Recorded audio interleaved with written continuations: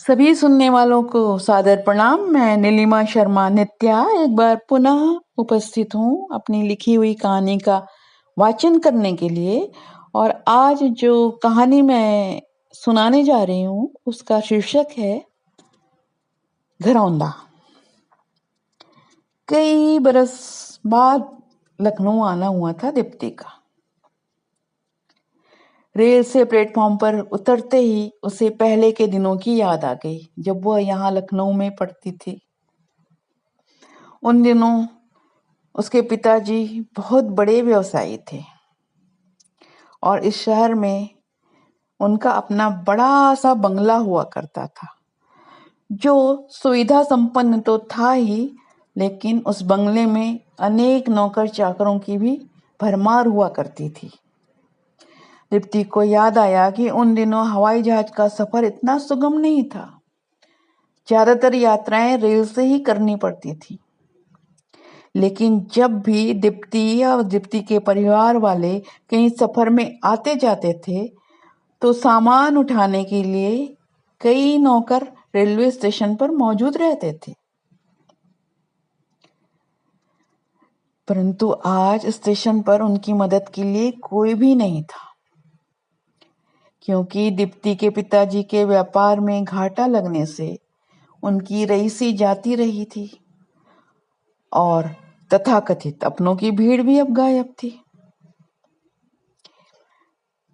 दीप्ति अपने बीमार पिताजी के इलाज के लिए उन्हें गांव से यहाँ लखनऊ लाई थी। अब उसके पास कई सामान और साथ में लाचार बीमार पिताजी भी थे, जिसके कारण से वह थोड़ी बेचैन हो रही थी, चिंतित हो रही थी और व्यग्रता से प्लेटफॉर्म पर कुलियों को आवाज लगा रही थी। लेकिन कोई कुली उनके बजट पर सामान ले जाने के लिए तैयार ही नहीं हो रहा था।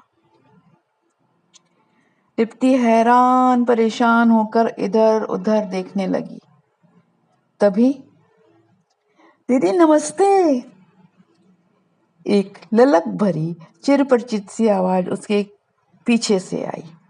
दीप्ति ने झट पलट कर देखा तो उनके यहाँ काम करने वाला पुराना नौकर उसके सामने खड़ा था। अरे बोधन, तू यहाँ क्या कर रहा है? दीप्ति ने अपने नौकर का नाम लेकर पूछा। दीदी, अभी स्कूल में गर्मी की छुट्टियां हैं तो पुस्तक की एक स्टॉल यहाँ रेलवे स्टेशन पर भी लगा लिया मैंने, बोधन ने उत्सुकता से जवाब दिया। फिर जब उसने दीप्ति के पिताजी, जिन्हें वह बाबूजी कहता था, उनको देखा तो जाकर उनके पैर छुए और उन्हें अपने घर चलने के लिए आग्रह करने लगा। नहीं बोधन, हम अस्पताल के पास धर्मशाला में ही रुक जाएंगे। दीप्ति के पिताजी के जवाब देने से पहले ही दीप्ति ने जवाब दे दिया।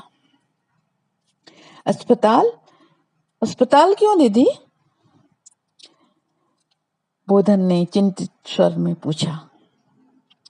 अरे वो कई दिनों से पिताजी की तबीयत बहुत खराब चल रही है ना, इसलिए तो मैं गांव से यहाँ लेके आई हूँ उनको।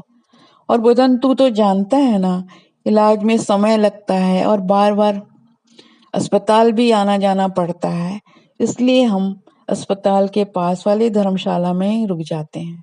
वही ठीक रहेगा बोधन, तू चिंता मत कर। चिंता? चिंता कैसे नहीं करूं दीदी? और आपने मुझे फोन क्यों नहीं किया? मेरा फोन नंबर तो है ना आपके पास? मेरी भी गलती है, मैं भी यही काम में इतना व्यस्त हो गया था कि बात ही नहीं कर पाया।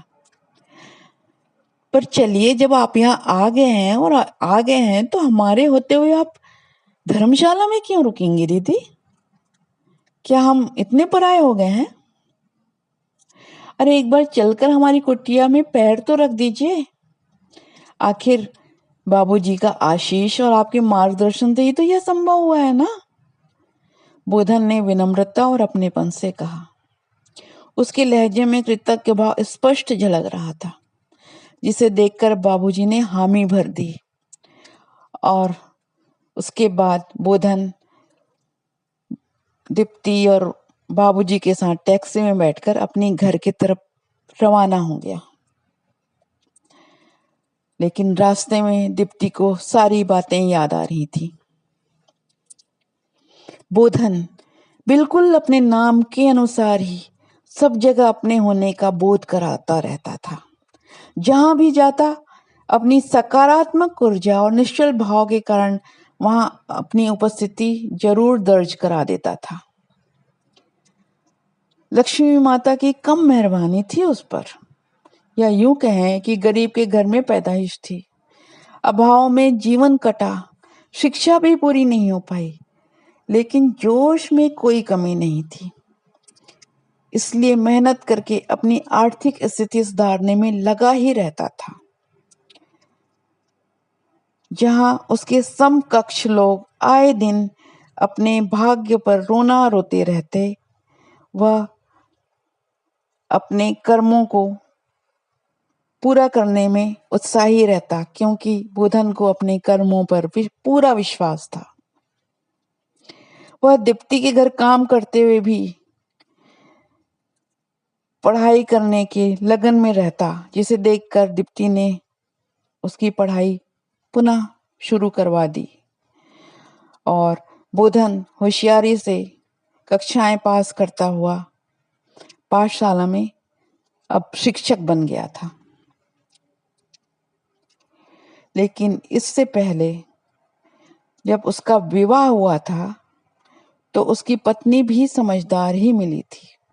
पहली ही रात उसने अपने पति से विनम्र शब्दों में कहा, सुनिए जी, जिस अभाव में हम दोनों ने अपना बचपन काटा है, मैं नहीं चाहती कि हमारी संतान भी वही परेशानी देखे। इसलिए पहले उनके लिए सुंदर सा आशियाना तैयार करेंगे हम, फिर उनको इस दुनिया में लाएंगे। बोलिए, क्या आप मेरी बात से सहमत हैं? बुधन की पत्नी, जिसका नाम पुष्पा था, उसने सौम्यता से बोधन से पूछा। यह सुनकर बोधन की खुशी का ठिकाना ही नहीं रहा। आखिर वह भी कुछ ऐसा ही चाहता था। दोनों आस के पंछी के जैसे उत्साह उमंग में अपने कामों में लगे रहते थे। वे दीप्ति के सर्वेंट क्वार्टर में और नौकरों के साथ रहते थे, तब भी उनका रवैया अलग ही रहता था।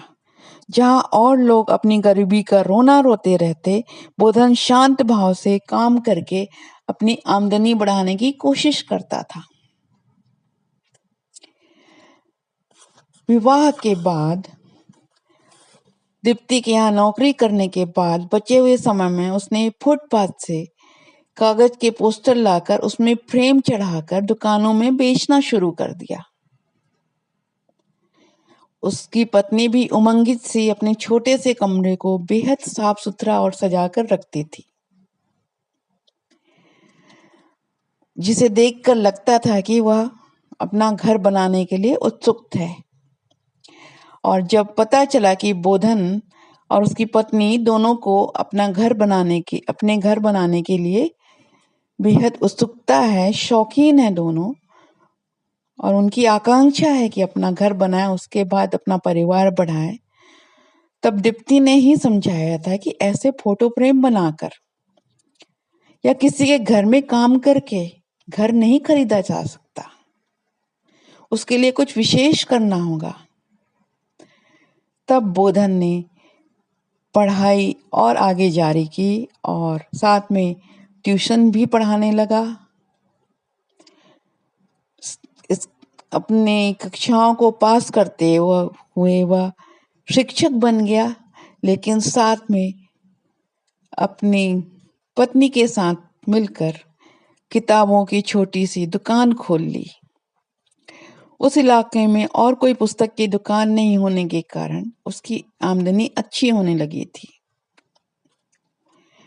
उसकी पत्नी पुष्पा भी बचे हुए समय में किसी महिला उद्योग में काम करने लगी थी। कुछ महीनों के अंतराल में दोनों अपनी जमा पूंजी संभालते तो लगता था कि ये तो ऊंट के मुंह में जीरा ही है। पर दोनों ने हिम्मत नहीं हारी और बोधन और उसकी पत्नी पुष्पा जी जान से मेहनत करने लगे, अपने कामों में लगे रहे, जिसका परिणाम यह हुआ कि कुछ साल में सर ढकने के लायक उनके पास अपना घर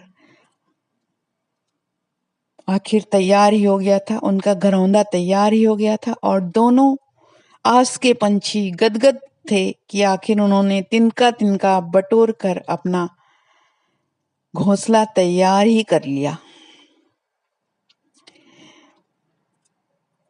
और दीप्ति ये सब याद करते हुए सोच रही थी कि आज अपनी मेहनत के दम पर किसी जमाने में उनको पनाह देने वाले अपने मालिक को उन्होंने अपने घरौंदे में ठहरने की जगह दे दी, जो कर्म से भाग्य बदलने का जीता जागता उदाहरण है।